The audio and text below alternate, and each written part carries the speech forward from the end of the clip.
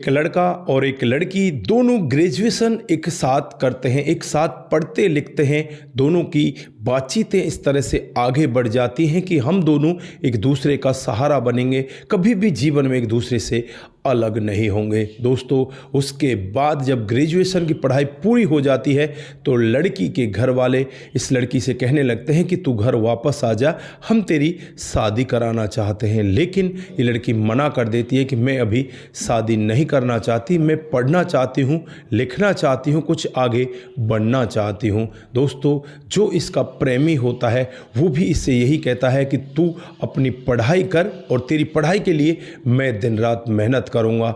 दोस्तों, दरअसल होता भी कुछ ऐसा ही है। ये लड़का इसके लिए होटलों में बर्तन साफ करता, दिन रात मेहनत करता और इसकी कोचिंग के लिए पैसा इकट्ठा किया करता। धीरे धीरे कुछ समय बीतता है, एक दो बार तो ये फेल हो जाती है, लेकिन एक टाइम ऐसा आ जाता है जब ये पास हो जाती है और एक एसआई बन जाती है, सब इंस्पेक्टर बन जाती है और उसके बाद ये ट्रेनिंग पर चली जाती है।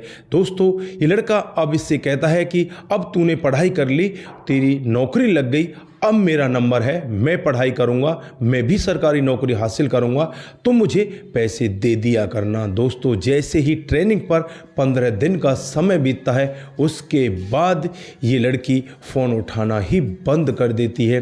फिर यहाँ पर इस लड़के की समझ में आ जाता है कि तेरे साथ में तो धोखा हुआ है। दोस्तों, उसके बाद ये एक ऐसा निर्णय लेता है जिसकी कभी किसी ने कल्पना भी नहीं की थी। क्या था पूरा मामला? अगर आप लोग भी पूरे मामले को डिटेल से जानना चाहते हैं तो वीडियो को जरा सा भी स्किप ना करें, लास्ट तक वीडियो को जरूर देखिएगा। नमस्कार, जय हिंद। आप देख रहे हैं APH न्यूज़ राहुल रावत के साथ। दोस्तों, आज की जो हकीकत की घटना आप लोगों को बताने जा रहा हूं, ये घटना आपने पहले कई बार यूट्यूबरों के जरिए सुनी होगी, लेकिन उसमें आपको आधी अधूरी कहानी बताई गई होगी। लेकिन आज मैं इस कहानी के सारे तथ्यों को आपके सामने खोलने वाला हूं, पूरी डिटेल से इस कहानी को बताने वाला हूं। दोस्तों, जैसा कि मैंने आपको पहले बताया था कि एक लड़का और एक लड़की, लड़के का नाम पुनीत होता है जिसकी उम्र 23 साल होती है, लड़की का नाम रजनी होता है, उसकी उम्र भी 23 साल होती है।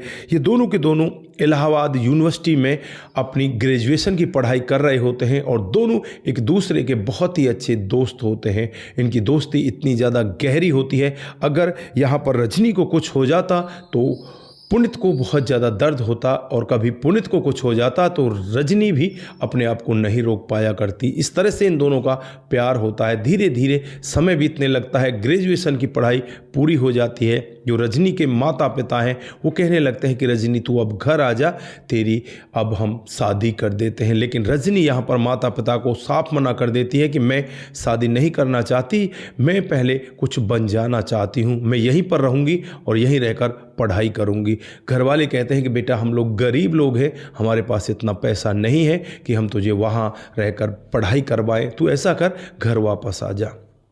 रजनी मानती ही नहीं और ये सब बातें वो पुनीत को बताती है कि पुनीत मैं पढ़ना चाहती हूँ और मेरे घर वाले मना कर रहे हैं। पुनीत कहता है कि तू टेंशन ना कर, तेरा जो कुछ है वो मेरा है और मेरा जो कुछ है वो सब कुछ तेरा है, तू चिंता मत कर, तू अपनी पढ़ाई कर, मैं नौकरी करूँगा और मैं तुझे सरकारी ऑफिसर ज़रूर बनाऊँगा। पुनीत यहाँ पर होटल पर जाकर वेटर का काम करने लगता है, बर्तन साफ करने लगता है, रात को 2-2 4-4 घंटे फालतू काम करता और इस अपनी प्रेमिका के लिए बहुत पैसा इकट्ठा करता। यहाँ पर पुनीत जो भी पैसा कमाया करता इस रजनी के खर्चे में लगा दिया करता, अपने घर वालों को एक फूटी कौड़ी भी नहीं देता। घर वाले भी उससे कहते हैं कि बेटा तू कर क्या रहा है, हमें तो आज तक तेरा एक पैसे का भी सहारा नहीं है। वो यही कहता कि माँ बाबूजी अभी आप रुक जाइए, आपको मैं इकट्ठा ही पैसा दूंगा। अब घर वालों को कहाँ पता था कि वो पैसा कहाँ बर्बाद कर रहा है। धीरे धीरे समय बीतता है और एक दिन ऐसा आ जाता है जब रजनी एक एग्ज़ाम को पास कर लेती है और उसे पता चलता है कि वो एसआई बन चुकी है, यानी कि सब इंस्पेक्टर बन चुकी है। जब इस सब के बारे में पुनीत को पता चलता है तो पुनीत भी बहुत ज़्यादा खुश होता है। रजनी और पुनीत दोनों एक दूसरे के गले मिलते हैं और पुनीत अब यहाँ पर रजनी से कहने लगता है कि रजनी, तुम्हें तो अब सरकारी नौकरी मिल चुकी है, तुम्हारी तनख्वाह आएगी और जो तनख्वाह आएगी ना उससे मैं भी पढ़ाई करूँगा, मैं भी यहाँ पर इसी तरह से सरकारी नौकर बनूँगा। रजनी कहती है कि ठीक है, बिल्कुल मैं तुम्हें ही सरकारी नौकर बनाऊंगी और हम दोनों अपने जीवन को आगे अच्छी तरह से व्यतीत करेंगे। दोस्तों, जैसे ही वो ट्रेनिंग पर जाती है, ट्रेनिंग पर उसे बस मात्र 15 दिन ही बीतते हैं। 15 दिन के बाद इसका फ़ोन उठाना वो बंद कर देती है। यहाँ पर अब ये लड़का बहुत ज़्यादा परेशान होने लगता है, यार मेरा फ़ोन उठाना बंद कर दिया है, मेरे नंबर को ब्लैक लिस्ट में डाल दिया है। फिर ये लड़का एक दूसरी सिम लेता है और उस सिम से इस रजनी से बातचीत करता है। तो रजनी यहाँ पर उसे कुछ खास जवाब नहीं दे पाती और यहाँ पर इस लड़के को लगता है कि शायद रजनी अभी अपनी जो ट्रेनिंग है उसमें व्यस्त है, वो शायद बात नहीं करना चाहती, लेकिन वो तुझसे ही प्यार करती है। और वो कहता है कि चलो मैं उसके ट्रेनिंग सेंटर पर ही उसे मिलकर आता हूँ। दोस्तों, जब वो ट्रेनिंग सेंटर पर जाता है तो वहाँ जाने के बाद जो वो दृश्य देखता है उसकी आंखें फटी की फटी रह जाती हैं, क्योंकि वहाँ पर रजनी किसी और लड़के के साथ हाथों में हाथ डालकर एक होटल के अंदर बैठी हुई थी, वहीं पर चाय कॉफ़ी पी रही थी। ये सब दृश्य जब ये लड़का पुनीत देखता है तो एकदम से टूट जाता है, रजनी के सामने जाता है। रजनी को जरा सी भी यहाँ चिंता नहीं दिखाई देती, वो रजनी ऐसे वहाँ पर दिखाई देती है कि मानो इसने कुछ किया ही नहीं, और पुनीत से कहने लगती है कि पुनीत, अब तुम मेरा पीछा करना छोड़ दो, क्योंकि मैं अब इस लड़के रवि से प्यार करने लगी हूँ। दोस्तों, जो लड़का इतनी सारी मेहनत उसके लिए कर सकता है, जिसने ये सब किया, उसको पढ़ा लिखा कर ऐसा ही बना दिया, और आज वो लड़की ऐसा कह रही है, तो यहाँ पर किसी के भी दिल पर बहुत बड़ी ठेस पहुँच सकती है। यहाँ पर भी इस लड़के के दिल पर बहुत बड़ी ठेस पहुँचती है और ये लड़का वहीं पर टूट जाता, घुटनों के बल बैठ जाता है और कुछ भी नहीं कह पाता। जैसे तैसे करके फिर ये अपने गांव पहुँचता है, अपने घर पहुँचता है, अपने माता पिता को पूरा वाकया बताता है। माता पिता उससे कहते हैं कि बेटा, कभी भी इस तरह की लड़कियों के पीछा नहीं करना चाहिए, ये लड़कियां होती ही ऐसी हैं। दोस्तों, ये लड़का तो मानने वाला था ही नहीं। अब इसके दिल और दिमाग पर रजनी का भूत तो ऐसे सवार था कि मानो इसका जीवन इससे छीन चुका है। अब ये खाना पीना बंद कर देता है, दिन रात बस परेशानियों में ही पड़ा रहता। घर वाले बहुत ज़्यादा यहाँ पर सोचते हैं कि ये बेटा कहीं पागल ना हो जाए, रात को भी नहीं सो पाता। फिर उसे कुछ नींद की गोलियाँ दिलाई जाती हैं, जिससे कुछ रिलैक्स उसे मिलता है, कुछ देर उसे आराम मिलता है, उसके बाद वो सोने लग जाता है। दोस्तों, फिर घर वाले यहाँ पर उसे समझाते हैं कि बेटा, बस ट्रेन और छोकरी कभी भी इनके पीछे नहीं भागना चाहिए, ये तो एक जाती है दूसरी आ जाती है, कभी जिस सवारी का नंबर आ जाए उसमें बैठकर चले जाना चाहिए, लेकिन ऐसे किसी भी लड़की के पीछे नहीं भागना चाहिए। ये लोग तो ठीक कह रहे थे कि बस ट्रेन और छोकरी के पीछे नहीं भागना चाहिए, लेकिन अब इन्हें कहाँ पता था कि ये इसके पीछे भाग नहीं रहा था, ये तो इसका जीवन बन चुकी थी और अब इससे ये कैसे अलग रहे। तो यहाँ पर इसका मानसिक संतुलन भी खराब हो जाता है। उसके बाद अब ये लड़का यहाँ से सीधा उस लड़की की तलाश में पहुँच जाता है जो इसकी प्रेमिका होती है। ये कहाँ है, कौन से थाने में इसकी पोस्टिंग हुई है, तो इसे पता चलता है कि एक थाने में इसकी पोस्टिंग हुई है और वहीं पर जाकर ये चाय की टपरी खोल लेता है। दोस्तों, चाय की टपरी का नाम रखा जाता है बेवफा चाय वाला, और उस पर एक लाइन और लिखी होती है, दिल टूटे आशिकों को चाय मुफ्त में पिलाई जाएगी।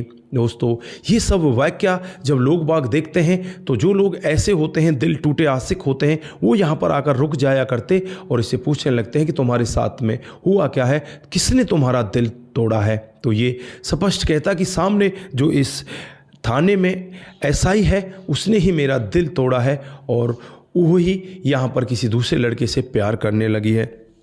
दोस्तों, जब इस सब के बारे में इस लड़की रजनी को पता चलता है तो रजनी को बहुत ज़्यादा गुस्सा होता है और गुस्से में आकर रजनी यहाँ पर इसके चाय के ठेले को यहाँ से हटवा देती है। दोस्तों, कई यूट्यूबरों ने भी जब इस लड़के से पूछा था कि तुम यहाँ पर इस तरह से चाय क्यों बेच रहे हो, क्यों यहाँ पर तुमने बेवफा चाय वाले का नाम लिखा है, दिल टूटे आशिकों को आप क्यों फ्री में चाय पिलाते हो, तो वो लड़का पूरी सच्चाई बताता है कि मैंने किस तरह से मेहनत करके एक लड़की को पढ़ाया लिखाया और उसने किस तरह से मुझे धोखा दिया। दोस्तों, वहाँ से कुछ दूरी पर फिर से वो अपनी चाय की टपरी खोल लेता है और वहाँ पर वही शब्द उसकी चाय की टपरी पर लिखे होते हैं। ज़्यादातर लोग यहाँ पर इसलिए आते हैं कि कुछ लोग तो यहाँ पर सेल्फी लेने के लिए आते हैं कि इस आशिक के साथ सेल्फी ली जाए, कुछ लोग यहाँ पर चाय की चुस्की लेने के लिए आते हैं और कुछ लोग यहाँ पर इस लड़के से मौज लेने के लिए आते हैं, इससे बातें करने के लिए आते हैं।